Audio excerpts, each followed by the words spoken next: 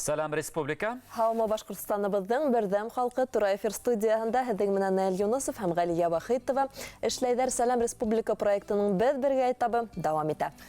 Ошо этап секторында аҙнаһына бер тапҡыр ырыуҙар ҡорон ойоштора киләбеҙ. Бөгөн һүҙебеҙ балыҡсы ырыуы хаҡында булыр. Балыҡсы ырыуы ниндәй бәйләмәләрҙә төпләнгән, кейем үҙенсәлектәре, шәхестәре, тамға, гербы, тарихы барыһы хаҡында беҙ һөйләшергә ниәт тотабыҙ. Хөрмәтле телевизор ҡараусылар, әңгәмәгә һеҙ ҙә ҡушылығыҙ 2-925-985 телефон һандарына шылтыратып, йә 7-37-30-77-177 телефон һандарына хәбәрҙәрегеҙҙе, фекерҙәрегеҙҙе ебәрергә мөмкин. Рәхмәт итегеҙ. Шулай студиялық ҡунаҡтар менән ихлас күңелдән таныштырабыҙ. Юлдаш Мөхәмәтулы Йосопов, тарих фәндәре кандидаты, Башҡортостан фәндәр академияның стратегик тикшеренеүҙәр социомәҙәни анализ үҙәге етәксеһе. Һаумыһығыҙ, хәйерле иҫән.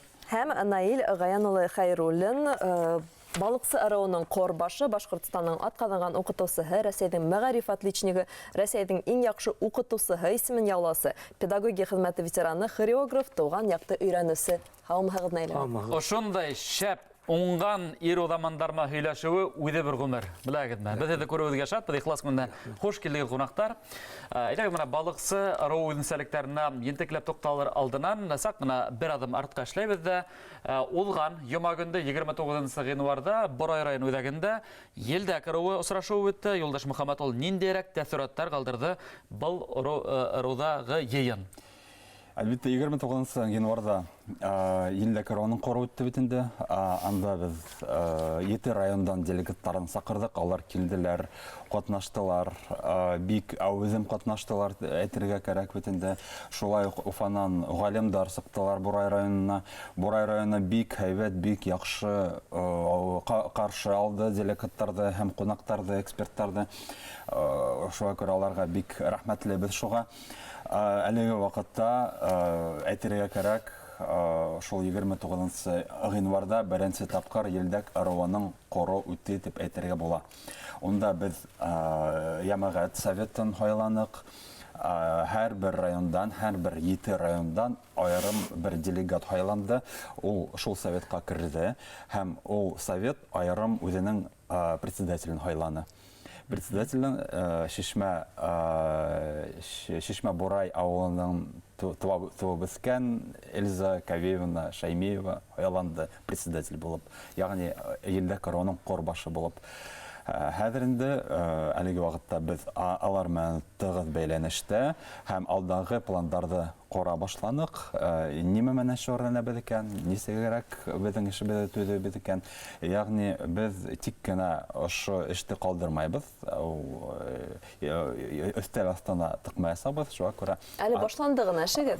Эшебеҙ башланды ғына. Хәҙер беҙ ҡалған ырыуҙарҙы көтәбеҙ бит инде.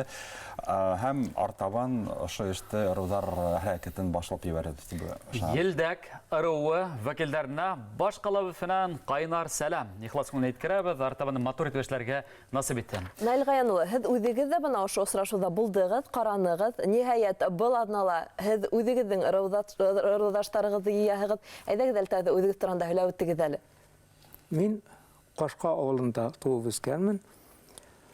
Шушы ауылның мәктәбен бөтөрөп, әрмә сафында хеҙмәт иткәннән соң 73 йылына шушы мәктәпкә эшкә килеп, география фәне һәм башҡорт мәҙәниәте, культурасы фәннәрен уҡытып, 45 йыл уҡытҡандан соң ялға киттем. Шул уҡ ваҡытта балалар белән төрлө эҙләнеү эшләрен башҡарырға тура килде. Туған ил юллары буйлап дигән республика ярышларында минең балалар шушы балыҡсы ырыуы турында, уларның батырлыҡлары турында эшләр яҡлап, призлы урындар алып, хәтта 7 тапҡыр лауреат булып та ҡайттылар. Минең үҙемнең балалар белән география булғас, туризм буйынса районда эш алып бардым.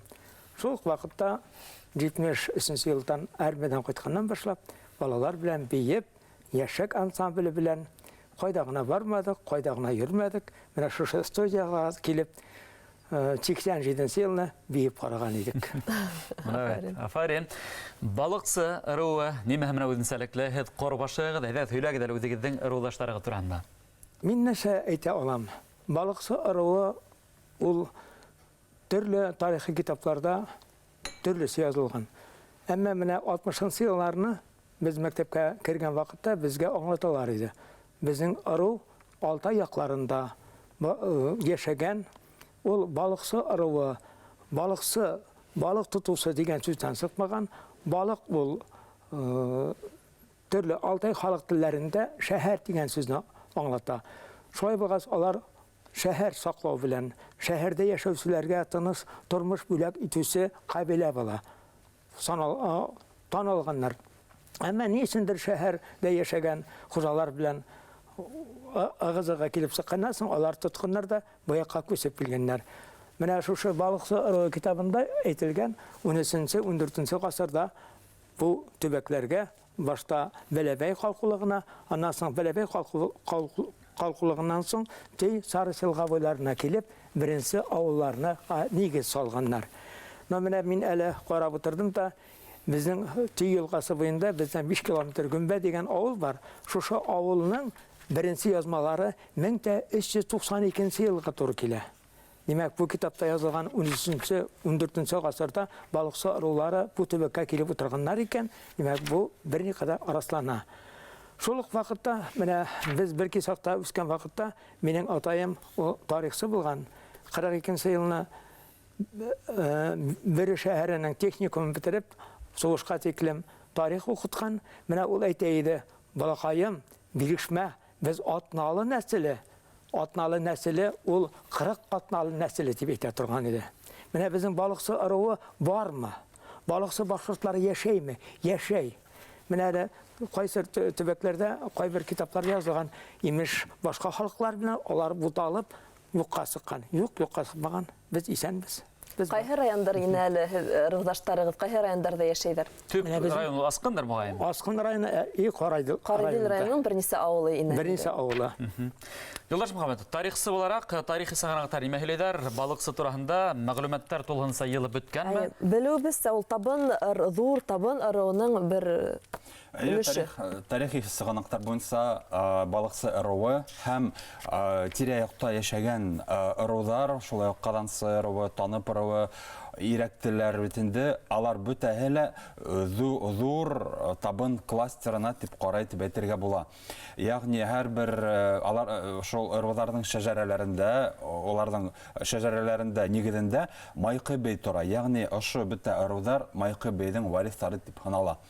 Шулай ук ул битендә майкы бей ул табындарның не битендә, шулай ук нигез халысы битендә. Шуңа күрә без әйтергә тиешбез инде, ягъни ошо бер зур табын кластеры тип, ул берничә ырыудан тора, күп ырыудан тора битендә. Шулай ук шул табындардан башка шулай ук балыксалар, ирәктеләр һәм башка төньякта яшәгән ырыулар керә дип әйтергә була.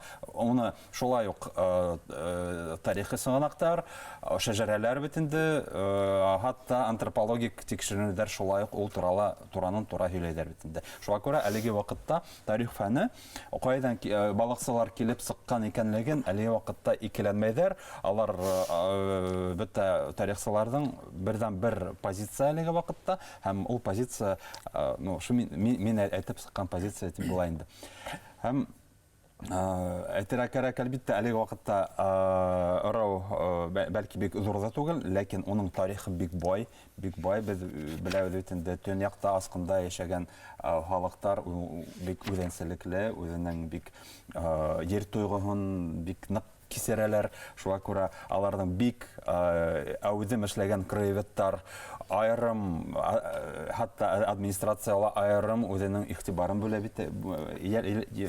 бит инде, ошо краеведческий эшләгә төбәктә өйрәнергә бит инде. Наилгаяна табибәргә дә бана ысынлап та балыксы ырыуның тарихын өйрәнү, уны киләһе буынга yetkерү буенча ниндәйрәк эшләр башкарыла һеҙҙең?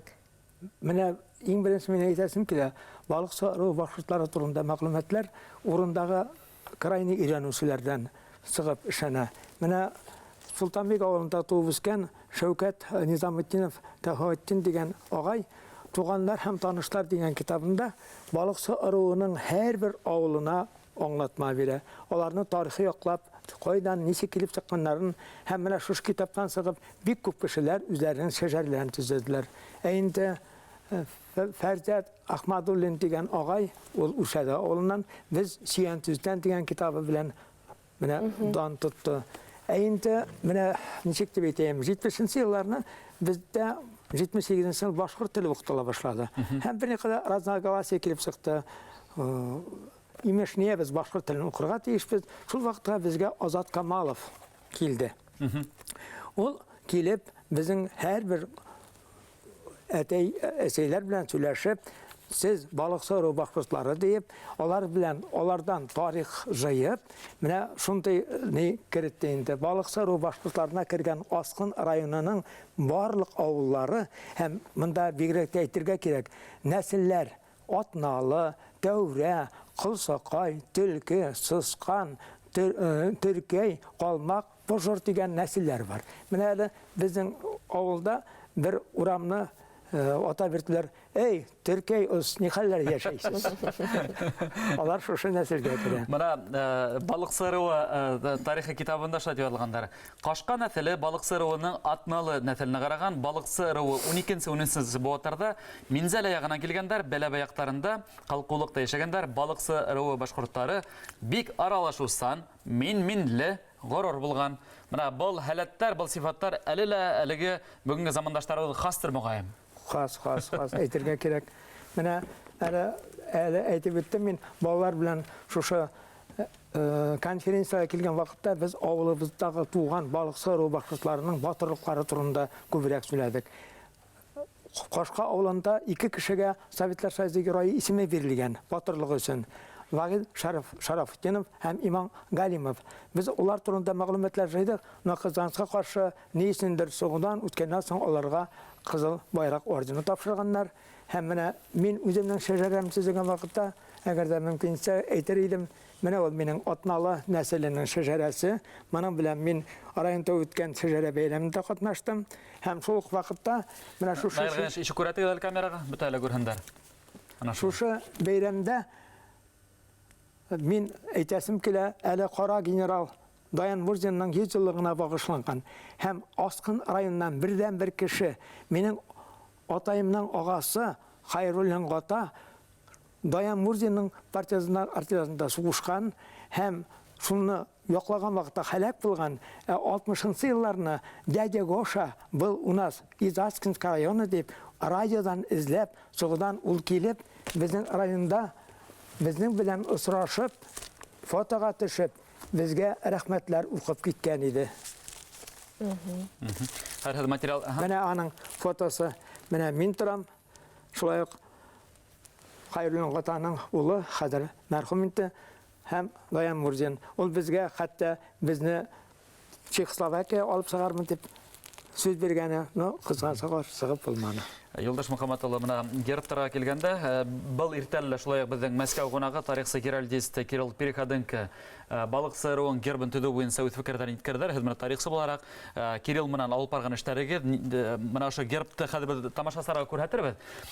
Нимәгә игътибар итәргә тырыштыгыз? Төп игътибар нимәгә юнәлттегез? Әлбәттә, һәр бер башкорт гербында без эшләп барабыз һәм һәр бер ошо башкорт геральдиканың нигезендә уның ниләре, атрибуттары, ягъни инсигния, галимсә әйткәндә бит инде, агасы, кошы тора бит инде, ораны һәм тамгаһы.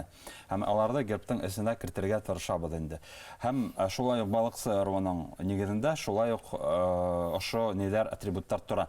Ләкин без беләбезсә бит инде, Экранда күрәбез, ошо балыксы экранда күрәбез, менә уның аерым без әйтеп Наилага әйтеп китте бит инде, балыксы дигән термин ул балыксылыкка бәйләнмәгән. Ул нигә крепость үзенә хүзенә кара бит инде, ягъни калала яшәүсе, кала хаклаусы дигән хүз аңлата бит инде. Һәм шулай ук монда каланы без төшердек. Һәм ул тик кенә хүрәт кенә түгел, баштан алынган. Ул борынгы карталарда, 14нче буаттагы карталарда төшерелгән ошо тирәлә булган калаларның сыйфаты ошондай булган дип күрәбез инде. Мына герб турында интекләп Кирилл Переходенко үзе һөйләп бирә, ул һәрбер өлеше турында айрым һөйләп бирәсәк, ул инде кыска гына рекламадан һуң булыр. Әлегә Налгайн ултыгы һезгә лә һорауым бар. Бик әүзем эш алып бара балыксы ырыу вәкилләре әлеге вакытта яшьтәр менән дә, ырылдаштар менән дә шу хакта һөйләгез әле. Ниндирәк саралар үткәрәһегез? Менә безнең авыл бәйрәмнәре дигән бәйрәмнәр үтә. Но без авыл бәйрәмнәре түгел, иң беренче балыксы йыйыны үткәрдек. Барлык Өфөдән килгән галимнәр аларны авыл башында борынгыса кабул итеп, еләктәр ашатып, бик матур итеп килгән галимнәр халыкка балыксы ырыуның тарихы белән таныштырды. Безнең урындагы туган якны өйрәнүчеләр авыл халкы белән таныштырдылар. Зур шәҗәрләр төзедек. Менә шушы булды. Һәм менә әле күптән түгел Гөмбә авылында анда төпсез шишмә дип аталган шишмә бар. Аның тирәнлеге 12 метр дип әйтәләр. Шушы шишмәнең исем туен үткәрдек. Халык шул кадәр күңелле һәм бөтен яктан кайтып җыелган иде. Әле юкка сыгып барган Сөеш авылы бердәм булып җәйгелектә Сөеш бәйрәмен үткәрделәр. Монда халыкка бар итек балыксы ырыуы башкортлары, без башкортлар дигән төшенчәдән сыгып, кем йырларга, кем биергә белә барса сәләтен күрсәтеп кайтып киттеләр. Һез үзегез дә бик оста итеп биюҙәр куя һалаһығыҙ, үзегез дә бейейһегеҙ. Менә ошо биюҙәрҙе һалғанда һеҙ ниндәйҙер мөғәйендә тарихи яҡтарына ла иғтибар итәһегеҙҙер инде? Итәм. Иң беренсе мин сәхнәгә сыҡтым 64-нче йылына 11 йәштә идем. Минең апайым Рита Хайруллина пионер-вожатый булып эшләй иде. Ул курска килгәндә, балакайым, сиңа башҡорт бейен өйрәнергә кирәк дип. Менә шушы хәтта рәсем әле дә саҡлана башҡорт бейеүен. Ә инде үземнең бию ансамблеме йәшлеккә иң беренсе минең ышанысым бар иде. Гөлнәзирә бейен ҡуйыу. Һәм ҡуйҙым, үзем шунда солист булып бейдем. Афарин. Һәм 5 февральдә балыксы ырыуы ҡоро уда, асҡында шулай бит. Нисегәрәк үтәсәк, әйҙә ҡыҫҡаса турала. Интәүҙә бөтөндә безнең төп мәсьәләбез төрлө райондарда йәшәгән ырыуҙаштарҙы йыйыу. Без шулай уҡ ҡоролтай аша хаттарҙы ебәрҙек. Ҡорайҙел районы, әлбиттә, үҙенә Асҡын районына битендә. Асҡын районы, әлбиттә, ҡаршыға нигә ҡабул итте һәм әүҙем ошо эшкә тотондо. Әлеге ваҡытта әҙерлек бара. Шулай уҡ беҙҙең мәҙәниәт министрлығына шулай уҡ беҙгә бик күп ярҙам күрһәтәләр үтенде. Мастер-кластар менән, концерт ойошторға тип ышандыралар инде. Шуға күрә мин уйлайым бик әүҙем үтер. Санаткәде мин әйтеп киттем инде, балыҡсы ырыуы Асҡында йәшәгән кешеләр үтенде. Ул барыбер үҙҙәренең тарихтарын быға тикенмен дә белгәндәр һәм съездан һуң белерҙәр тип, еще нығыраҡ белерҙәр тип нетәбеҙ инде. Һәм әлбиттә бик зур ошо нейҙең файҙаһы булыр. Шулай уҡ Йәмәғәт советін ойошторорбоз. Беҙҙең ҡорбашы бар бит инде, уже һайланған бит инде. Һәм артабан планлаштырабыҙ эшебеҙҙе. Ҡорбашы әҙерме ҡаршы алырға ҡунаҡтарҙы? Саҡыраһығыҙмы? Әзер. Минең рәхмәт әйтәсем килә, менә әле безнең йәш кенә ҡайтҡан хакимиәт башлығы Ришат Маратович. Менә шушы тарихны өйрәнеүгә бигерәк тә әүҙем безне этәреп, менә шулай эшләргә кирәк, булай эшләргә кирәк дип. Һәм әлеге ваҡытта музей директоры Әнүзә Мөкәррәм ҡыҙы безгә һәр ваҡытта ярдәм итеп тора. Улар булса, Фәйрүзә Фаязовна, безнең ҡоролтайның башлығы, саҡ ҡына эшләмәй торсаң, хәҙер Һелкетә башлай. Һеҙгә уңыштар теләйбез. 5 февральдә узган шулай ук балыксы ырыуы Корола бик яхшы тәсираттар калдырдылар, яхшы һөҗүмтә бирдегән ышаныстабыз. Һәм инде 7 февраль көндә без шу сәлам программанда кыскасы шулай ук күзе күртербез, нисегәрәк итеп узганын. Эфирда Сәлам Республика проекты һәм һәр дүшәмбе һайын безнең программабызда ырыулар коры оештыра киләбез. Был иртәләбез балыксы ырыу вәкилләре белән очраштык һәм уларның үзенчәлекләре турында фикер алышабыз. Беренче минуттан студиябызның кунактарын ихлас белән һезнең белән дә таныштырабыз.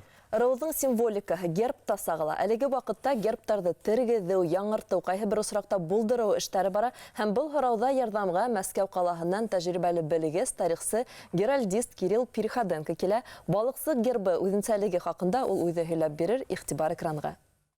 Добрый день. Я Кирилл Переходенко, член правления Союза геральдистов России, историк-геральдист.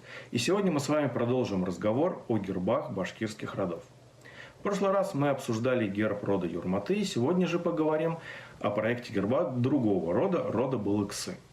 Говоря о роде Балыксы, мы должны вспомнить о том, что этот род происходит от другого башкирского древнего рода, рода Табын.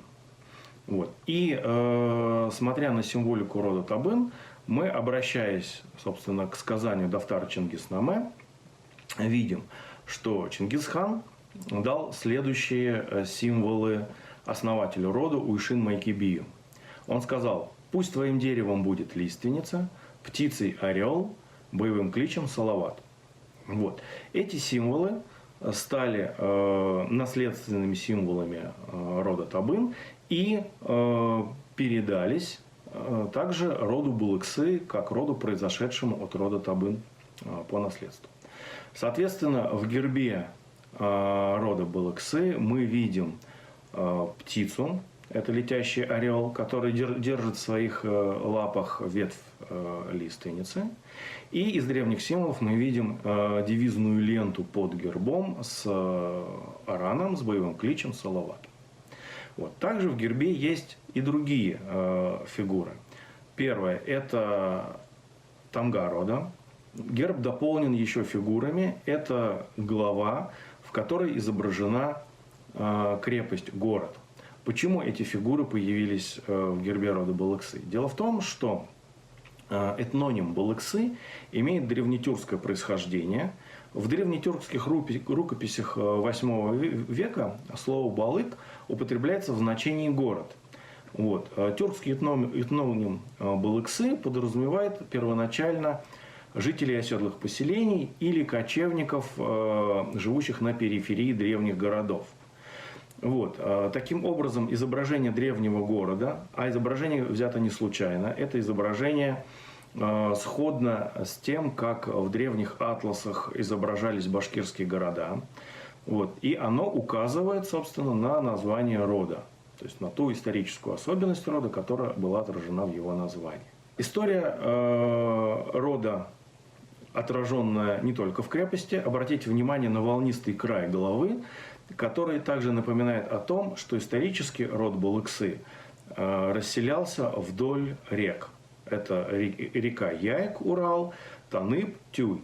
Также волнистый край напоминает о народных преданиях рода, связывающих название самого рода с башкирским словом «рыболов», от слова «балык» – «рыба». Вот. Таким образом, в гербе зашифровано не только историческое наследие тех символов, которые были утверждены Чингисханом для рода, но и свои особенности рода, а именно его происхождение, его название, вот, зашифрованное в символах в его гербе. Также обратите внимание, что герб дополнен еще дополнительными элементами. Это шлем. В данном случае шлем показывает на древнетюркское происхождение рода, древний классический шлем, а также намет, украшение. Это такая мантия, которая как бы накрывает герб. Обратите внимание, что мантия состоит из двух слоев. Нижний слой кольчужный и верхний слой тканевый. Вот если смотреть на родовые гербы, то вот этот намет, он также относится к древним символам. Дело в том, что Чингисхан своим бием дал также кольчуги с именами. И род Табын получил тоже свою кольчугу. И поэтому в намете рода используется кольчуга. Но у табынцев она лежит сверху, показывая, собственно говоря, что Чингисхан именно им дал эту кольчугу.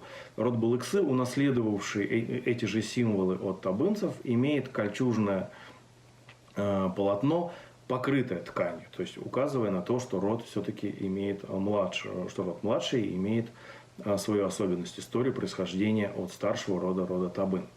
Будем продолжать работать и будем продолжать говорить о гербах, рассказывать, что в них интересного, что в них нового, что в них традиционного.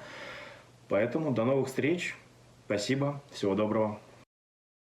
Мәскәүгә лә бездән кайнар сәлам Кирилл Переходенко булды. Ушулай итеп аднаһына бер тапкыр уның менән дә осрашып гербтар тарихын белербез, хөрмәтле достар. Афарин дип әйтергә кирәк, менә Переходенко кеүек шәхестәребез безнең башкорт мәдәниятенә, халкына карата һөю тәрбияләүче кешеләр күбрәк, игътибар бүлүче кешеләр күбрәк булһын ине дигән теләктәбез. Студиябыз кунаклары менән таныштырабыз. Солтанбәк авылының урта мәктәбе укытучысы Фәйрүзә Мәхиян кызы Фәһәманова. Һаумыһыгыз.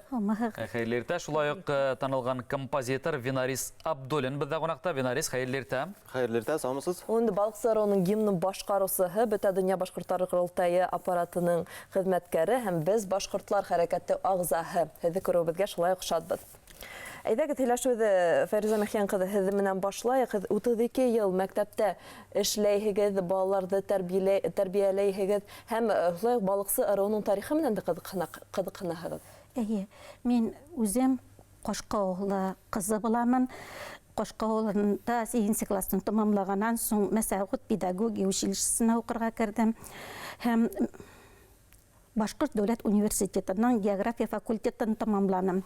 Һәм ошо уҡыу йортон тамамлағаннан соң Солтанбәктә 32 йыл хеҙмәт итәм. Уҡыусыларым белән бергә эшләйбеҙ. Уҡыусыларым шундай аҡыллылар, уңғандар. Коллективымда шундай матур эшсөйәр. Балыҡсы ырыуының тарихын өйрәнеү ҡайсаныраҡ башланды, ҡыҙыҡһыныу? Менә шу Балыҡсы ырыуының тарихы белән танышыу безнең Шағыян ағай Минигалиевтан башланды дип әйтәйек инде. Шағыян ағай безнең Солтанбәк ауылының төп кешесе дип әйтәйек инде. Ул безгә күзебезне асты, ысын барлығыбызны, юғалып барған тарихыбызны, шәжәрәбезне төзөргә ярдәм итте. Ул безнең районда һәм үзебезнең авылда бик зур ихтирамлы кеше һәм ул менә шу авылда 5 ноябрьнең 1931 елның крестьян гаиләсендә туа. Тутия апа белән Миндиғали агайдың балалары була. Һәм белем алырга туры килә аңа 7 класска кадәр генә, чөнки мәктәп 7 класска кадәр генә безнең мәктәп шулай гына эшләгән була ул вакытта. Һәм күрше авылга Урмияз мәктәбенә укырга керәләр. 7 егет һәм менә шу 7 егет тә югары белем алып илебезгә хезмәт итәләр.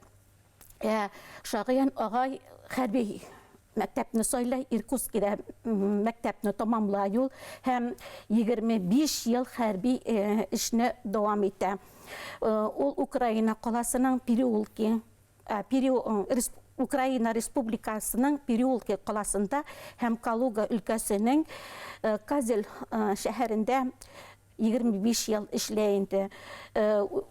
Һәм отставкаға сыҡҡас, ул Өфөгә ҡайта һәм матур апа белән үҙләренең улы Олег белән Өфөлә йәшәй 10 йыллап.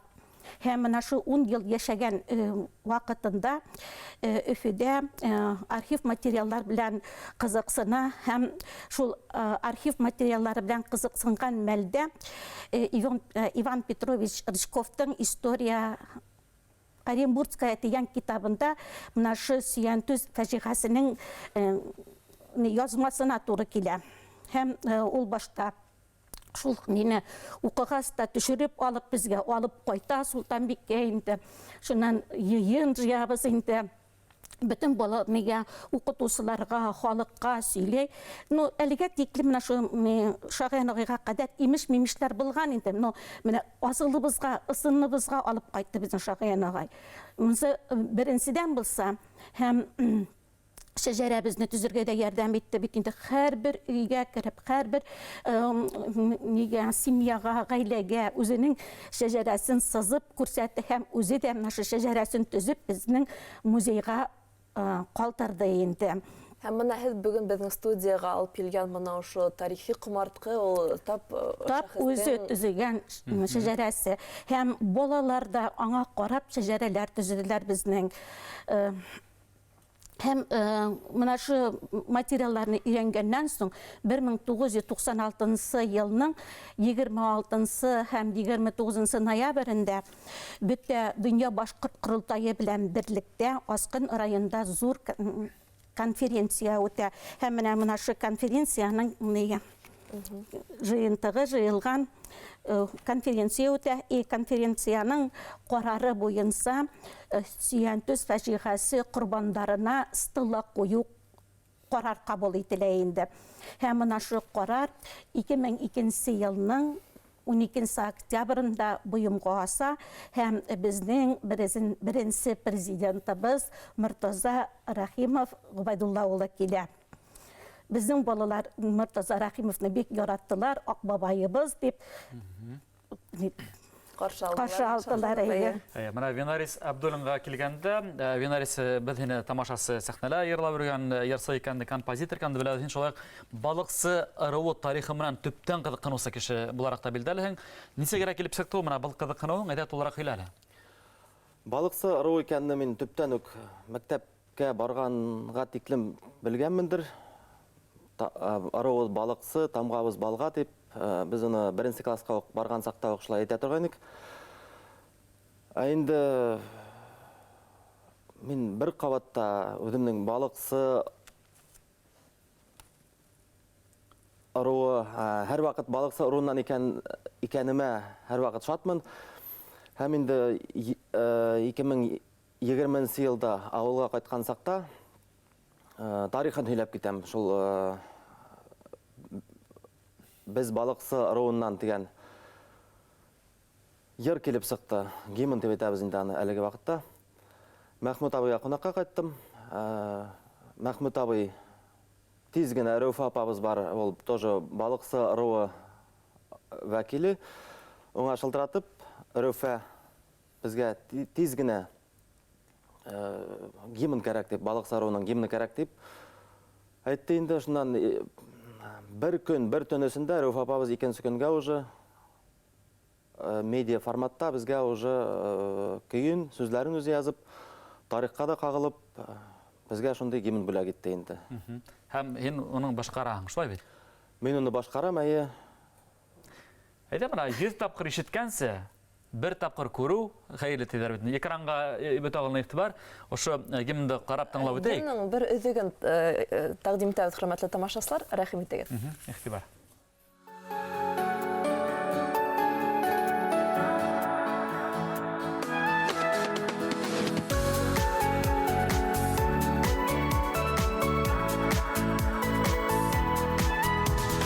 Безнең өчен иң газиз җир, шундай матур ди буйларым. Синдә яшәп ирен түккән, борыннан ата-бабаларым. Туган туфрак иң кадерле, кыйммәтлерәк ул барыннан. Нәселебез тамыр җәйгән, без бит балыксы ырыуыннан. Туган туфрак иң кадерле, кыйммәтлерәк ул барыннан.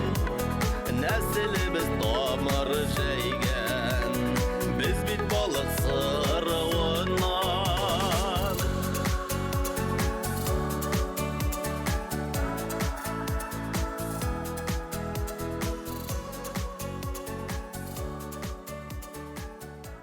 Балыксы ырыуы гимннан өҙөк тәҡдим иттек. Венарис Абдуллин башҡарыуында. Венарис Шапир, шәп Әйе, гимн, мұңлығына қысмапта теге рухландырып тора, башқарған, дәртләндереп тора. Ада халық несегәрә кабул итте. Ырыудаштарың, якташтарың гүмәткәндә ямагатселек. Ул ерға келгенде Мәхмүт абыға зор рахмат, Рәуф апаға, біздің легендарный композиторға зор рахмат. Әйінді халық аны қош қоллап қабыл етті деп етірі керек. Әйінді сөзлерін аранжировка қойған сақта, мен ол ерні 5 қабат барып студияға яздырдым. Сүнки бірінші қабат яздырғанда жиде қатайды, екінші қабат яздырғанда 5 қата қалды. Шылай айтып, ең азаққы яздырғанымызда біздің кімлер, біздің яқта Наил абайлар міне, Мәхмүт абайлар өзлері менге айтып, ең азаққы яздырған сақта сиңа деген сөзі дұрыс болмаған. Ол демек диалектқа тура келмейді. Айы, біздің яқтағы сөйлешке туры келмей, диалектқа туры келді. Шуны 5 қабат етіп, туры кетіріп ішләдік енді. Демәк, һеҙ камиллашаһығыҙ, өйрәнәһегеҙ, шулаймы? Фәризә Мәхьян кызы, әйҙәгеҙ әле балаларҙы уҡытҡан кеше булараҡ һөйләп үтегеҙ әле. Ниндәйерәк эштәр башҡараһығыҙ шу йәштәрҙе тәрбиәләү буйынса? Улар да бит тарихты белергә тейеш. Балалар белән без төрлө эзләнеү эштәре эшләйбез. Ирху атамаларын, оның арҙаҡлы шәхестәрен өйрәнәбез балалар белән. Һәм мына шу эзләнеү эшләребеҙҙе район газетасына бирәбез, Оманат журналына бирәбез. Һәм шулай уҡ республика күләмендәге сыҡҡан газеталарға да бирештерәбез. Мәсәлән, біз балалар белән Дерсу атамалары өйрәнеп, Отечество дигән конкурста ҡатнашып, Манапова Илмира Дауыт ҡызы, ул республика күләмендә 3-нче урынды алды. Насердинова Алсу исемле уҡыусы, арҙаҡлы шәхесебез, 40 йыл мәктәптә директор булып эшләгән Сабир Суфияр улына бағышланған эзләнеү эше белән 1-нче урынды алды, мәсәлән. Һәм бигерәк тә Ерсу атамаларын ҡарағанда газеталарға сығардык бит инде. Һәм Есле Шишмә дигән урыныбыз бар. Мына шу Есле Шишмәне башта район күләменә сығардык, республика күләменә сыҡты. Һәм Вернадский конкурсына ҡатнашып, Рәсәй Академия наук дигән ойошмада барып, без Зайнуллина Эмилия белән тағы 1-нче урынны алып ҡайттык. Мәскәү ҡаласына барып. Балалар әүдем ҡатнашалар, матур ҡатнашалар. Менә 2019 йылны мәктәпнең 100 йыллығы булды. Мына шу мәктәпнең 100 йыллығына біз балалар белән бик күп арзаҡлы шәхестәребеҙҙе язып, стендлар эшләдек. Шунан соң көсөн салған директорларыбызға бағышланған эшләребез бар. Беренсе директорыбызға Сабир Суфияровичтан, Нурзия Крамовичта, Булат Асыраровичта, яш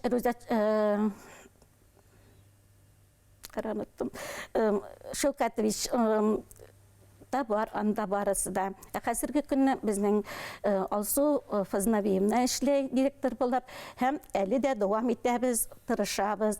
Мына шу арзаҡлы шәхестәр арасында төрлө профессия кешеләре бар, летчиктар да бар, хәрби кешеләр дә бар, уҡытыусылар да бар, ауыл хеҙмәткәрҙәре дә бар.